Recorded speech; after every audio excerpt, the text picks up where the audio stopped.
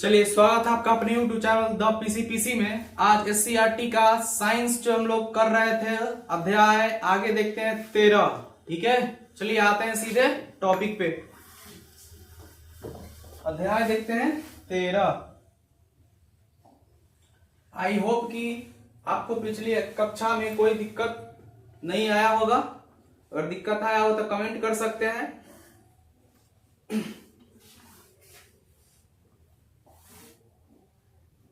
अध्याय कितना है? 13। देखते हैं प्रकाश। क्या चीज? प्रकाश।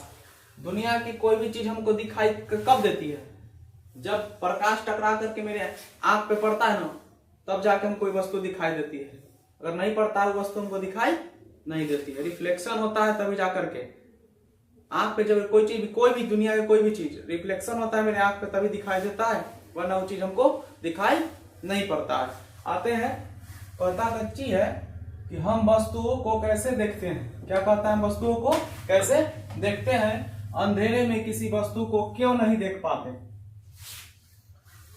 अंधेरे में नहीं देख पाते हैं क्योंकि जो प्रकाश जो होता है टकरा करके, मतलब प्रकाश जो आया है, कहीं से प्रकाश आया है, ठीक है, लाइट द्वारा हो, सूर्य के द्वारा हो, और टकरा करके मेरे आंख पे पड़ेगा तभी हमको दिखाई देगा। तो इसीलिए अंधेरे में कोई वस्तु दिखाई नहीं देता है। कहता है हम जानते हैं कि अंधेरे में कोई वस्तु दिखाई नहीं देती, परंतु लालटेन, टॉर्च या वस्तु बल्ब जला देने पर उसके प्रकाश की उपस्थिति में वस्तुएं दिखाई देने लगती है। जस्ट हम बताएं। फिर कहता है क्या होता है जब प्रकाश की व्यवस्था कर ली जाती है? तो प्रकाश की व्यवस्था कर ली है, तो मान लीजिए कोई वस्तु अंधेरा में रखा हुआ था, यहाँ पे मान लीजिए कोई मोमबत्ती जला दी है। क्या चीज? मोमबत्ती जला दी है, ठीक है। अब जला दिए तो इसका प्रकाश कहाँ टकर इस पर आया, ठीक है। अब कोई वस्तु हम यहाँ से मान लीजिए देख रहे हैं, तो टकरा करके मेरे आंख पे पड़ेगा तभी जाकर के हम वस्तु को देख पाएंगे। क्लियर है? फिर कहता है किसी भी वस्तु को देखने के लिए प्रकाश आवश्यक है। फिर कहता है प्रकाश वस्तुओं को देखने में सहायक है। फिर कहता है किस प्रकार प्रकाश वस्तुओं को देखने में सहायता करता है, पूछ रहा है। तो जस्ट बताएं कैसे देखने में परावर्तन होगा तभी जब वस्तु को देख पाएंगे। फिर कहता है प्रकाश स्रोत से, क्या चीज? प्रकाश स्रोत से निकलने वाली किरणें जब वस्तु पर पड़ती है तो किरणें वस्तु से टकराकर हमारी आंखों पर पड़ती है। फिर कहता है आंखों में उन वस्तुओं के चित्र बनते हैं और हमारा मस्तिष्क समायोजित कर लेता है। फिर कहता है तथा उस वस्तु को हम तब देख पाते हैं आंख के परिसर, मतलब रेंज। क्या चीज? रेंज, मतलब रेंज से बाहर तो वस्तु ब्लर दिखाई देगी, नहीं तो पूर्णतः दिखाई नहीं देगी। फिर कहता है मतलब परिसर में आने वाली सभी वस्तुएं आपको दिखाई देती है। मान लीजिए हम कोई वीडियो क्लिक ऐसे करके झांक करके ऐसे करके हम देख रहे हैं, तो हमको इतना तेजी में दिमाग में फोटो क्लिक होता है, ऐसा फोटो के रूप में दिमाग में सेव होता है, लेकिन हमको वीडियो जैसे नजर आता है। ऐसे भी कैमरा में ही होता है। क्लियर है? चलिए, कहता है टॉर्च से निकलने वाली प्रकाश की किरण अन्य वस्तुओं पर भी पड़ती होगी। फिर कहता है क्या आप सहमत है? तो हाँ, सहमत है। फिर कहता है आप अवलोकन करें तथा पता लगाएं कि क्या ऐसा होता है। अवलोकन करने के लिए, हाँ, रियलिटी में ऐसा होता है, ऐसा संभव है। क्लियर है? चलिए आगे देखते हैं।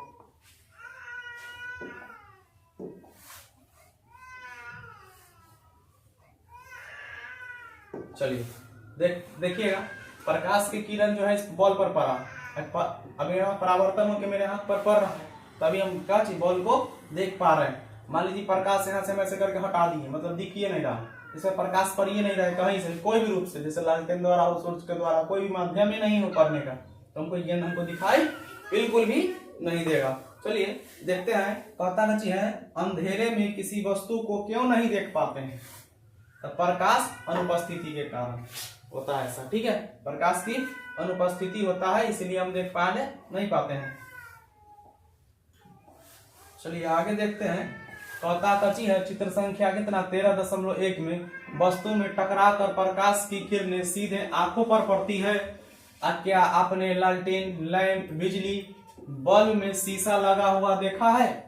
फिर कहता है इसके स्थान पर यदि टीन के बने समान आकार के वस्तु का प्रयोग करो तो क्या होगा, तीन के आकार करेंगे तो प्रकाश जो होगा क्या होगा, अपवर्तन नहीं होगा, प्रकाश परावर्तन होके उसी में रह जाएगा। ठीक है। फिर कहता है क्या वस्तुएं दिखाई देगी, तो नहीं दिखाई देगी। क्लियर है। फिर कहता है प्रकाश स्रोत के सामने यदि कूट, किताब या लकड़ी के वस्तुएं रखे तो क्या होता है, तब पर भी दिखाई नहीं देगा, क्योंकि ट्रांसपेरेंट नहीं है तो दिखाई भी नहीं देगा। फिर कहता है प्रकाश स्रोत, क्या जी, प्रकाश स्रोत से पहले दर्पण पर पड़ने वाली किरण कहलाती है। तो क्या कहलाती है, तो आपतित किरण। कहने का मतलब ऐसे समझते हैं, बेस हो गया कि आने वाले को क्या कहेंगे आपतित, जाने वाला को परावर्तित। आपतन कोण बराबर परावर्तन कोण, देखिएगा नॉर्मल रे मतलब अभिलंब है,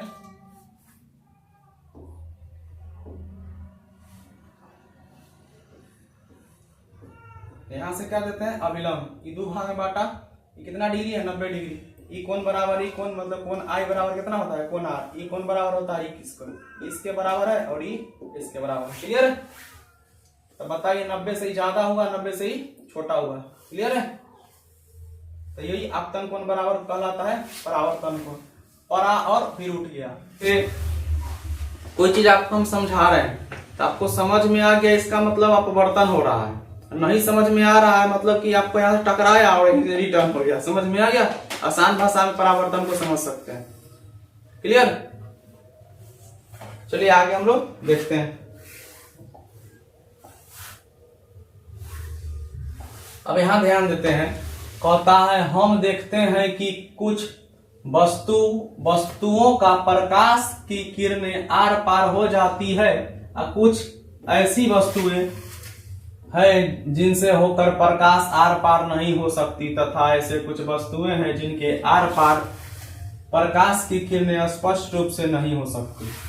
तो ट्रांसपेरेंट रहेगा तो आर पार, ट्रांसपेरेंट न रहेगा मतलब पारदर्शी रहेगा तो प्रकाश आर पार होगा, और नहीं रहेगा तो मान लीजिए जैसे क्या बोलते हैं उसको, अपारदर्शी रहे तो प्रकाश आर पार ही नहीं होगा, अपारदर्शी रहेगा तो आसानी से हो पाएगा। जैसे ग्लास होता है, जैसे मेरा चश्मा है तो ट्रांसपेरेंट है इसलिए हम आपको देख पा रहे हैं। क्लियर। कहता है क्या कुछ ऐसी वस्तुओं का नाम बता सकते हैं जिनको आंखों के सामने रखने पर वस्तुएं साफ दिखाई पड़ती हैं। अब कुछ ऐसी वस्तु जिनके आंखों के सामने रखने पर बिल्कुल दिखाई नहीं पड़ती है, अभी जस्ट बताए हैं। अब यहाँ हम ग्लास के जगह टीन का लगा लेंगे तो हमको दिखाई देगा, कोई चीज नहीं दिखाई देगा। फिर उसी तरह देखते हैं, और कुछ ऐसे वस्तुएं हैं जिन्हें आंखों के सामने रखने पर धुंधली दिखाई पड़ती है। तो धुंधली दिखाई देने का मतलब है जैसे कि कोई चीज तेल में डूबा हुआ, क्या चीज, कागज। कहता है यहाँ पर हम तीन प्रकार की वस्तुएं पाते हैं, एगो पारदर्शी, एगो अपारदर्शी, एक हो गया क्या चीज, पारभासी, जिसको क्या बोलते हैं, एक और नाम, उसको क्या नाम है आप लोग कमेंट करेंगे। अपारदर्शी का दूसरा नाम क्या है। फिर कहता है क्या चीज है, पहले प्रकार में वस्तुएं हैं जिनसे प्रकाश की किरणें आर पार हो जाती है, दूसरे और वस्तु साफ दिखाई पड़ती है। फिर कहता है दूसरे प्रकार की वस्तुएं होती है जिनमें प्रकाश नहीं, किरणें पार नहीं हो सकती, और दूसरी ओर की वस्तुएं बिल्कुल दिखाई नहीं पड़ती। कहता है तीसरी क्या चीज, यही जो बल्ब दिखाई देता है। तीसरी प्रकार की वस्तुएं हैं जिनसे प्रकाश आंशिक रूप से, आंशिक मतलब होता है जरा सा, आंशिक मतलब आंशिक पार होता है, मतलब कि जरा सा पार होता है। फिर कहता है और दूसरी ओर वस्तुएं धुंधली दिखाई पड़ती है। फिर कहता है पहली प्रकाश की वस्तुओं को पारदर्शी और दूसरे समूह की वस्तु को अपारदर्शी तथा तीसरे वस्तु को पारभासी या अर्ध पारदर्शी कहते हैं, मतलब आधा दिखाई देना। ठीक है। फिर कहता है वस्तुओं में इस गुण आधार पर तालिका कितना 13.1 में सूचीबद्ध कीजिए, मतलब भरने के लिए बोलेगा। चलिए एक और क्वेश्चन देख लेते हैं। सूर्य के प्रकाश में नाभिकीय अभिक्रिया होता है। चलिए आगे देखते हैं। देखिएगा यहाँ पारदर्शी है तो क्या हो जाएगा, ट्रांसपेरेंट। क्या हो जाएगा, ट्रांसपेरेंट। अब यहाँ है अपारदर्शी तो ओपैक हो जाएगा। क्या हो जाएगा, ओपैक हो जाएगा। फिर कहता है ट्रांसलूसेंट, क्या हो जाएगा, ये हो जाएगा ट्रांसपेरेंट, ठीक है, ये हो जाएगा ओपैक, ये होगा ट्रांसलूसेंट। क्लियर है। देखिएगा पैक है वो अपारदर्शी, पैक है सो अपारदर्शी, ट्रांसपेरेंट है सो पारदर्शी, आर पार हो जाए उसे ट्रांसपेरेंट, ट्राई करेंगे तो पेरेंट हो जाएंगे, मतलब आर पार हो जाएंगे। ओपैक मतलब अपारदर्शी, पैक हो जाएंगे तो कोई वस्तु दिखाई नहीं देगा। ट्रांसलूसेंट मतलब पारभासी या अपारदर्शी। क्लियर है। तो कहता है वस्तु के नाम लिखे थे, तो पारदर्शी जानबे करते हैं, जैसे लालटेन का शीशा हो गया, चश्मा हो गया, ठीक है। ढेर सारे ऐसे वस्तु का नाम बोल सकते हैं जिसके हम आर पार देख सकते हैं, जैसे पानी हो गया, पानी में हम क्या चीज कंकर बालू को नीचे से हम देख सकते हैं अगर गंदा ना हो तो। क्लियर है। इसमें ढेर सारा बुक वगैरह लेकर कुर्सी टेबल सब कुछ, इसमें क्या हो जाएगा, अपारदर्शी हो जाएगा। अपारदर्शी जैसे कि ग्लास ले लेते हैं, ठीक है, जैसे विंडोज में ग्लास लगा हुआ था, अपारदर्शी मतलब ब्लर दिखाई देता है, हल्का दिखाई पड़ता है। जैसे कि कोई चीज में तेल में डूबा हुआ क्या चीज हो जाएगा, कागज हो जाएगा। चलिए आगे देखते हैं। आगे कहता है क्रियाकलाप कितना, एक, आइए प्लास्टिक की पाइप को छोटा टुकड़ा अथवा रबर की नली ले, कहता है कच्ची कमरे में एक तरफ एक मोमबत्ती जलाकर मेज के ऊपर रखें, अब कमरे में दूसरी तरफ खड़े होकर पाइप में आंख कच्ची लगाकर मोमबत्ती को देखें। इसके आगे पढ़ने से पहले क्वेश्चन देख लेते हैं। सफेद प्रकाश सूर्य के प्रकाश के समान होता है। क्या होता है, सफेद प्रकाश होता है सूर्य के प्रकाश के समान होता है। चलिए आगे देखते हैं। आगे कहता है क्या मोमबत्ती दिखाई देती है, मोमबत्ती दिखाई देती है। तो अगर जो पाइपवा लिए हैं एकदम सीधा रहेगा तो दिखाई देगा, काहे कि प्रकाश गमन करता है सीधी रेखा में, न कि टेढ़ा मेढ़ा। फिर कहता कच्ची है जब आप मोमबत्ती को देख रहे हैं, फिर कहता है तब पाइप को थोड़ा सा मुड़िए, क्या मोमबत्ती दिखाई देती है, तो देगी, जब मोड़ देंगे तो दिखाई नहीं देगा। फिर कहता है पाइप को अपनी दाईं या बाईं ओर घुमाइए, दाईं ओर या बाईं ओर घुमाइए, क्या अब आप मोमबत्ती को देख सकते हैं। आंसर क्या होगा, नहीं। आप इससे क्या निष्कर्ष निकालते हैं, पूछ रहा है, निष्कर्ष यही निकालते हैं प्रकाश जो हम एकदम सीधा रहेगा तो हमको दिखाई देगा यहाँ की कोई वस्तु, नहीं तो हम जो है रेजोल्यूशन जो होगा, रेंजवा जो होगा, यहाँ टकरा कर रह जाएगा यहाँ पर, काहे कि यहाँ क्या टेढ़ हो गया, ठीक है। तो इसका प्रकाश जो है, तो प्रकाश पूरा जो हम यहाँ देख रहे हैं, रेजोल्यूशन जो होता है क्या चीज होता है, टेढ़ा मेढ़ा नहीं होता है, ठीक है। अब यहाँ ध्यान देते हैं, अब जैसे नेट चलने वाला जो ऑप्टिकल फाइबर जो होता है, इसमें प्रकाश गमन ऐसे करके चलता है, मतलब तिरछा होकर चलता है। तो पाइप कैसा हो, मुड़ा रहे तो उसमें गमन ही करता है। लेकिन यहाँ हमको इधर से देखने की क्षमता है, क्या चीज, देखने की क्षमता, इसलिए हम देख नहीं पाते, सीधा रहेगा तभी भी देख पाएंगे। क्लियर है। आगे देखते हैं। आगे कहता है अपना पिन होल का कैमरा बनाएं। क्या चीज, पिन होल का कैमरा। पिन होल का करने का मतलब कि छोटा छोटा छेद करके, ऐसे समझ सकते हैं। खिड़की से देखिएगा तो कुछ वस्तुओं को आसानी से हम बाहर की चीज वस्तु को देख सकते हैं, लेकिन बाहर वाले आदमी को हम केवल अंदर में जो, मान लीजिए खिड़की से मुंडी निकाल के हम ऐसे करके, मतलब खिड़की के पास से मुंडी रख करके देख रहे हैं तो पूरा हमको नजारा दिखेगा, लेकिन वही बाहर वाला आदमी जब हमको देखा था केवल हम बिना मुंडी ही नजर आएगा, खिड़की के आसपास बैठे हुए हैं तो। क्लियर है। उसी प्रकार के प्रयोग है। यहाँ देखते हैं, कहता है कची दो पुराने पोस्ट कार्ड लेकर चित्र कितना 13.1 में दिखाइए अनुसार मोड़ कर उसकी दो नलियां बना ले। फिर कहता है एक नली दूसरे से थोड़ी पतली होनी चाहिए ताकि वह एक दूसरे में आसानी से फंस जाए। फिर कहता है नली बनाने के लिए अगर गोंद की जगह फेविकॉल लगाएं तो अच्छी तरह से और जल्दी चिपक जाएंगी। देखिए पेपर लिए, गोल गोल ऐसा बना लिए और इसमें हम क्या लगा दिए, ट्रांसपेरेंट या ऐसे लगा दिए, और उसमें क्या कर देंगे, छेद करेंगे। चलिए आगे देखते हैं।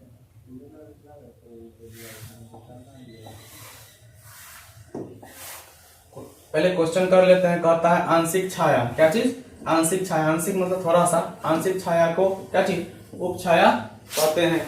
जैसे हम देखिएगा, हम एकदम हेवी लाइट के सामने जब खड़ा हो जाएंगे, क्या चीज, पूरा हेवी लाइट के सामने जब खड़ा हो जाएंगे तो पूरा जो मेरा छाया बनेगा मिडिल में मतलब कि एकदम तगड़ा वाला बनेगा, उसके साइड से कम कम छाया बनता है, ठीक है, वही आंशिक छाया है। फिर कहता है का चित्र में दिखाए अनुसार मोटी वाली नली के एक तरफ काला कागज चिपका दें और इसके लिए काला कागज या कार्बन कागज का उपयोग कर सकते हैं। फिर कहता है काले कागज के बीचों बीच अल्पीन से एक कच्ची बारीकी छेद कर दें, बस उसमें छोटा छोटा क्या करता है छेद करने के लिए। फिर कहता है इसी तरह पतली वाली नली के एक ओर से क्या चीज पतला सफेद कागज चिपकाएं और इस कागज पर थोड़ा सा तेल लगा दे ताकि यह अल्प पारदर्शी हो जाए। अल्प पारदर्शी जिसको अभी जस्ट पढ़े अपारदर्शी, क्या पढ़े अपारदर्शी। फिर कहता है कची इसे हम पर्दे वाली नली कहेंगे। फिर कहता है सफेद कागज वाली नली को काले कागज वाले नली के अंदर डालें। कहता है अब यह एक क्या चीज तरह का कैमरा है। फिर कहता है इसे पिन होल कैमरा कहते हैं। फिर कहता है इसे कैमरे के छेद के आगे एक जलती हुई मोमबत्ती रखिए और दूसरी तरफ से पर्दे पर देखिए। तो पर्दे पर देखिए तो पर्दा जैसा हमको क्या ब्लर दिखाई देगा, पूर्ण रूप से अच्छा दिखाई नहीं देगा। चलिए आगे देखते हैं। फिर कहता है पर्दे पर क्या दिखाई पड़ता है, पर्दे पर क्या दिखाई पड़ता है। फिर कहता है पर्दे वाली नली आगे पीछे का क्या होता है खिसकाए और प्रत्येक स्थिति में पर्दे पर मोमबत्ती की लौ के बिंब को ध्यान से देखिए। फिर कहता है पर्दे के आगे पीछे सरकने से प्रतिबिंब पर क्या असर होगा, पूछ रहा था क्या असर होगा, तो देखते हैं। कहता है कैमरे में किसी ऐसी वस्तु की तरफ देखिए जिस पर खूब प्रकाश पड़ रहा है, जैसे पेड़ मकान इत्यादि। अपने कैमरे के पर्दे में देखिए, यदि आसपास के प्रकाश पर्दे पर पड़ रहा हो तो डिब्बे को दोनों हाथों से ढक कर अंदर झांकिए। और फिर कहता है आपको पेड़ या मकान उल्टा दिखाई देता है, क्लियर है। फिर कहता है उल्टा दिखाई देता है या सीधी, ये आश्चर्य की बात है। अब इसमें दिखाई कैसा देगा, तो कहता है पेड़ या मकान प्रतिबिंब की पिन होल कैमरा तेल लगे कागज पर उल्टा दिखाई देता है। मतलब मान लीजिए यहाँ से ऐसे जलता वस्तु हमको यहाँ कैसा दिखाई देगा, ऐसा दिखाई देगा, क्लियर है। फिर कहता है आपने जली मोमबत्ती को टेढ़ी पाइप से होकर देखना चाहा। फिर कहता है काची आपको मोमबत्ती नहीं दिखाई दिया तथा पाइप को सीधा कर लेने पर जलती मोमबत्ती दिखाई दी।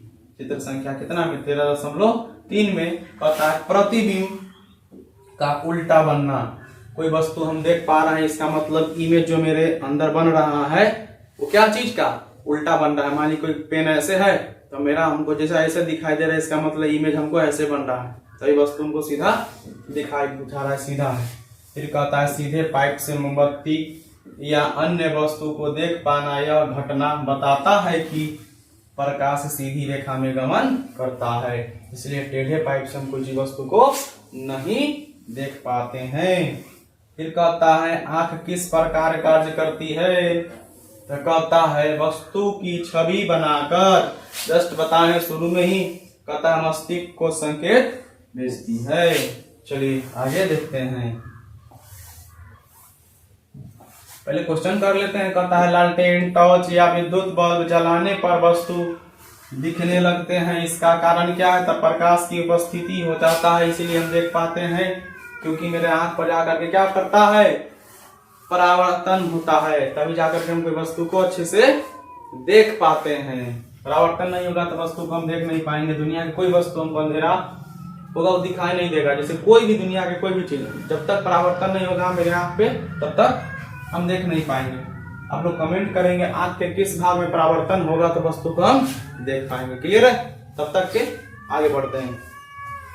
कहता क्या चीज है कि प्रकाश का टकरा कर लौटना अर्थात परावर्तन क्रियाकलाप कितना 3। कहता है एक कोरा कागज किसी ऐसी समतल जगह पर रखिए जहां धूप और छांव मिल रहे हो। फिर कहता है एक दर्पण को हाथ में ले और उसका चमकने वाला हिस्सा सूर्य के प्रकाश की तरफ कर लें। फिर कहता है दर्पण से परावर्तित प्रकाश किरण को जमीन पर क्या चीज बिछे हुए कागज पर डालिए। अब दूसरा दर्पण कागज पर पड़ रही है, प्रकाश किरण का मार्ग में खड़ा कीजिए। तो खड़ा कीजिए तो हमको कैसा दिखाई देगा, चलिए आगे देखते हैं कैसा दिखाई देता है। तो कहता है प्रकाश के पथ में दूसरा दर्पण मतलब आईना रखने से क्या प्रभाव पड़ा। तो क्या प्रभाव पड़ा, तो प्रकाशवा क्या हो जाएगा, थोड़ा सा घट जाएगा। फिर कहता है क्या आपके द्वारा डाली हुई किरण के अतिरिक्त कोई भी किरण कागज पर दिखती है। हाँ दिखेगी, लेकिन उतना ज्यादा नहीं। फिर कहता है प्रकाश स्रोत सूर्य से पहले दर्पण पर पड़ने वाली किरण क्या आपतित किरण कहलाती है। फिर कहता है और दूसरे दर्पण पर क्या चीज की गई परावर्तित। जैसे समझिए, मान लीजिए अब यहाँ पे प्रकाश, मान लीजिए यहाँ सूर्य है, क्या है सूर्य है। अब यहाँ से ऐसे करके आपतित किरण यहाँ है, तो आपतित किरण को हम क्या है यहाँ ले लिए। अब यहाँ से प्रकाश ऐसे करके पड़ा, तो एक गिलास पर यहाँ पड़ा, तो एक गिलास से क्या हो जाएगा यहाँ ऐसे करके इस पर पड़ा। अब इसको जिधर मोड़ेंगे ऐसे मोड़ेंगे, ऐसे मोड़ेंगे, ऐसे मोड़ेंगे, जिधर चाहे वैसे मोड़ सकते हैं। क्लियर है। तो ये आपतित किरण आपतन कोण हो गया, आपतित किरण हो गया। आपतित के बाद ही क्या हो जाएगा, यहाँ से लेकर के क्या हो गया परावर्तित हो गया। यहाँ से ही आपतित परावर्तित, इसके लिए यहाँ से लेकर के यहाँ क्या हो गया परावर्तित। अब इस ग्लास के लिए क्या हो जाएगा, ये हो गया आपतित परावर्तित। ठीक है, अब समझ में आ गया हो। मान लीजिए इसको आधा आधा में डिवाइड कर दी इतना दोनों, इसके लिए आपतित इस परावर्तित, फिर इसके लिए आपतित ई परावर्तित। क्लियर है।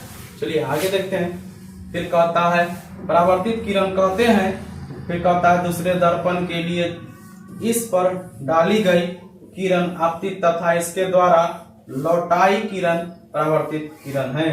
क्लियर हो गया आपको। इसको दो भाग में बांट देंगे, ये आपतित हो गया, ये परावर्तित हो गया। फिर इसके लिए क्या हो गया आपतित हो गया, ये परावर्तित हो गया। चलिए आगे देखते हैं। आगे कहता है क्रियाकलाप कितना 4। कहता है रात के समय अंधेरे कमरे में अपने मित्र के साथ एक दर्पण तथा टॉर्च लेकर जाइए तथा चित्र कितना 13.5 के अनुसार टॉर्च जलाकर दर्पण पर प्रकाश दीजिए। फिर कहता है दर्पण से निकलने वाली प्रकाश की किरणों का अवलोकन कीजिए। फिर कहता है आप टॉर्च को जितना तिरछा करेंगे दर्पण के दूसरी ओर प्रकाश का बिंब उतना ही तिरछा होता जाएगा। फिर कहता है टॉर्च से दर्पण पर पड़ने वाली किरणें तथा दर्पण से निकलने वाली किरण को क्या कहेंगे। तो मान लीजिए यहाँ देखिए टॉर्च है, टॉर्च से यहाँ टकराया तो इसको क्या बोलेंगे आपतित किरण। यहाँ से ऐसे करके टकरा गया तो इसको परावर्तित किरण, आपतित परावर्तित। क्लियर है। चलिए आगे देखते हैं। आगे क्वेश्चन कहता छाया क्या है। छाया कहता है दिन में सूर्य के प्रकाश में वस्तुएं दिखाई देती है। सूर्य प्रकाश की प्राकृतिक स्रोत है। कहता है क्या प्रकाश के और भी कोई स्रोत है। बहुत सारे स्रोत हैं, बल्ब जलाना, लालटेन जलाना, सब प्रकाश के स्रोत तो ही है। फिर कहता है प्रकाश में यदि किसी अपारदर्शी वस्तु को रखे तो क्या उस वस्तु की तरह ही कोई आकृति दिखाई देती है। तो दिखाई देगी। जैसे कोई वस्तु के सामने क्या चीज, कोई वस्तु के सामने जैसे समझिए कोई लाइट जल रहा है, उसके सामने हम अपारदर्शी वस्तु रखेंगे तो वैसा ही हमको छाया नजर आएगा। जितना नजदीक रखेंगे उतना बड़ा, जितना दूर लेते जाएंगे उतना छोटा। फिर कहता है प्रकाश की उपस्थिति में क्या चीज अपने जैसे कोई आकृति देखते हैं तो यश देखते हैं, इसे क्या कहते हैं। ठीक है, क्वेश्चन है छाया का आकार वस्तु की आकृति पर निर्भर करता है। क्लियर है। चलिए आगे देखते हैं।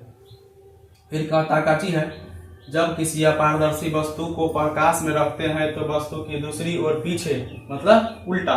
फिर कहता है प्रकाश नहीं पाता फलतः क्या चीज अपनी तरह ही आकृति बनाती है, इसे ही छाया कहते हैं। छाया के किनारे का क्या चीज, छाया के किनारे का भाग बीच के भाग से कुछ भिन्न दिखाई देता है क्योंकि किनारे में प्रकाश का आंशिक आपूर्ति, आंशिक मतलब कम आपूर्ति होती रहती है, इसीलिए इस भाग की छाया उपछाया कहलाती है। फिर कहता है उप मतलब जानते ही हैं, चुप। कहता है छाया का आकार प्रकाश के स्रोत की दिशा दूसरी एवं आकार पर निर्भर करती है। तो छाया जानते ही हैं। अब इसकी मुंडी पर पड़ा तो मुंडी के पीछे क्या है, प्रकाश पहुंचा नहीं, तो ऐसा ही मुंडी इसका दिखाई पीछे ऐसा दिखाई देगा। जैसे जिसका शेप साइज आगे से जैसा होगा वैसा ही पीछे प्रतिबिंब बन जाएगा। फिर कहता है क्रियाकलाप कितना, 5। कहता है यह एक ऐसी क्रियाकलाप है क्या चीज, जिसे आपको अंधेरे में करना होगा। शाम होते ही अपने कुछ मित्रों के साथ एक टॉर्च तथा गत्ते, क्या चीज, टॉर्च तथा गत्ते की एक बड़ी सीट लेकर किसी खुले हुए मैदान में जाइए। टॉर्च को जमीन के समीप ले जाकर ऊपर की ओर इस तरह से जलाइए जिससे टॉर्च का प्रकाश आपके मित्र के चेहरे पर पड़े। अब आपके पास प्रकाश स्रोत तथा प्रकाश के पथ के अनुदिश एक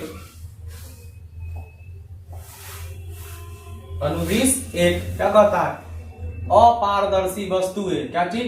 तो फिर कहता है आपका मित्र अपारदर्शी वस्तुएं हैं। यदि आपके मित्र के पीछे पेड़, इमारत अथवा कोई भी अन्य वस्तु न हो तो क्या तब भी आपको अपने मित्र के सिर की छाया दिखाई देगी? हाँ, दिखाई देगी। मान लीजिए हम ऐसे करके टॉर्च जलाते हैं तो हमारे इधर वाला भाग क्या हो जाएगा, प्रकाशित हो जाएगा। मान लीजिए इधर से जलाएं तो इधर वाला प्रकाशित हो जाएगा, तो पीछे पर छाया जाएगा नहीं। तो जिधर प्रकाशित होगा वैसा ही इमेज पीछे बनेगा। क्लियर है?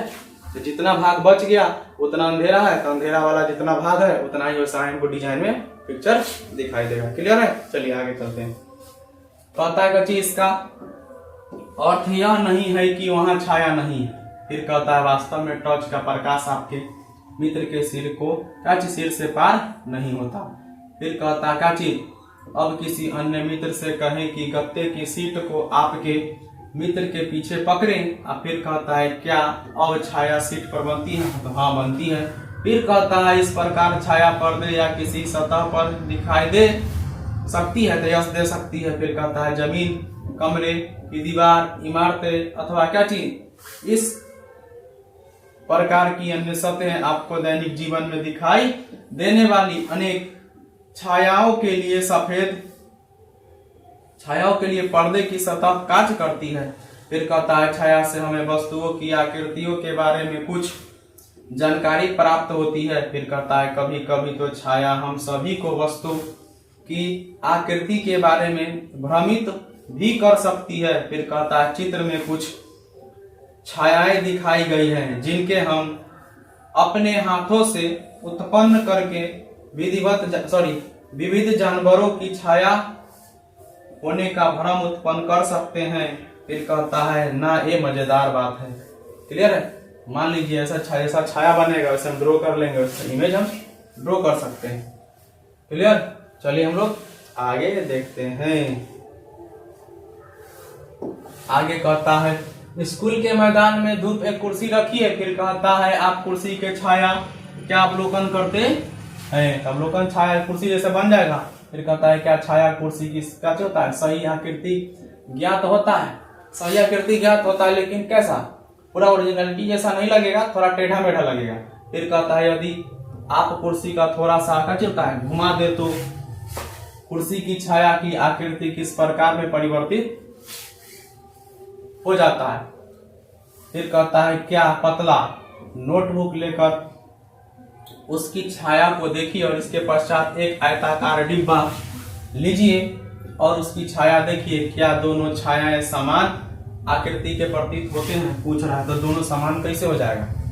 वो कुर्सी का आकार का है, कैसा है? यहाँ का चीज हम लिए थे, कोई नोटबुक लिए थे, नोटबुक चरकोन होता है। फिर कहता है विभिन्न रंगों के फूल अथवा अन्य वस्तु लेकर उसकी छाया का अवलोकन कीजिए। और फिर कहता है उदाहरण के लिए लाल गुलाब अथवा पीला गुलाब ले सकते हैं। जब वस्तुओं के रंग भिन्न भिन्न होते हैं तो क्या उनकी छाया के रंग भी भिन्न भिन्न दिखाई पड़ते हैं? तो छाया कोई भी कैसा भी कलर ले, लेकिन छाया जो बनेगा काला ही बनेगा। क्लियर है? चलिए अब आगे देखते हैं, कहता है नए शब्द। तो कहता है पिन होल कैमरा को पिन होल ही कैमरा बोलते हैं, परावर्तन को रिफ्लेक्शन बोलते हैं, छाया को शैडो बोलते हैं, प्रतिबिंब को इमेज बोलते हैं।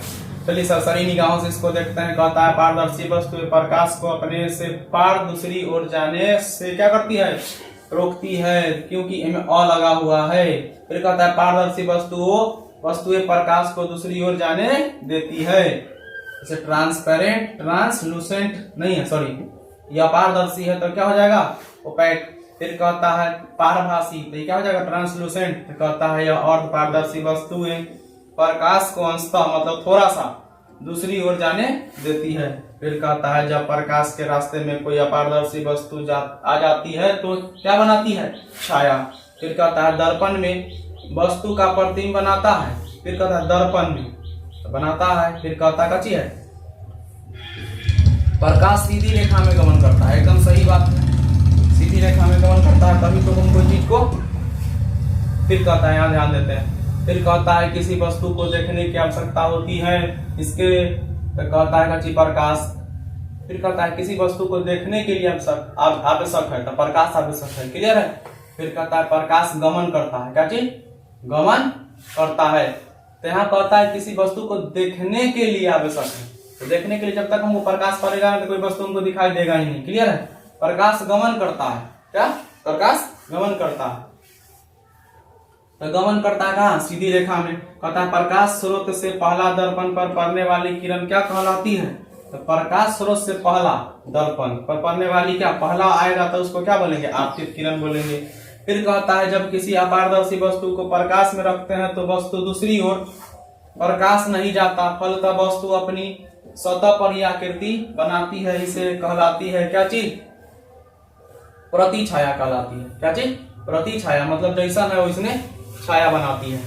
फिर कहता कची है कि छाया दिखाई, सॉरी दिखाई, यहाँ क्या लिखा हुआ है, दिखाई दे सकती है, छाया दिखाई दे सकती है, दीवार पर, जमीन पर, पर्दे पर, उपयुक्त में सब सही है, ठीक है, कहीं भी दिखाई हमको छाया दे सकती है। चलिए आगे देखते हैं। आगे कहता है क्या चीज है कि कोष्टक में दिए गए शब्दों को सही शब्द चुनकर खाली स्थान को भरिए। कहता है लकड़ी का टुकड़ा डैश है, तो लकड़ी का टुकड़ा क्या है, अपारदर्शी है। फिर कहता है कांच का टुकड़ा, तो कांच का टुकड़ा है तो पारदर्शी है। फिर कहता है दर्पण में, दर्पण देख क्या होता है, प्रतिबिंब बनता है, प्रतिबिंब बनता है, क्लियर है। फिर कहता है क्या चीज, प्रकाश डैश रेखा में गमन करता है तो सीधी रेखा में गमन करता है। किसी वस्तु को देखते हैं डैश के कारण, किसके कारण देख पाते हैं, तो किसी वस्तु को हम जब देख पाते हैं किसके कारण से, परावर्तन के कारण से। फिर कहता है पारदर्शी, अपारदर्शी तथा पारभासी वस्तु को तीन तीन उदाहरण दे। ये सब आपके लिए क्या है, एक शब्द का आंसर नहीं है। चलिए आगे देखते हैं। आगे स्लाइड आपका हो गया पूरा चैप्टर समाप्त। तो मिलते हैं हम लोग नेक्स्ट क्लास, नेक्स्ट दिन।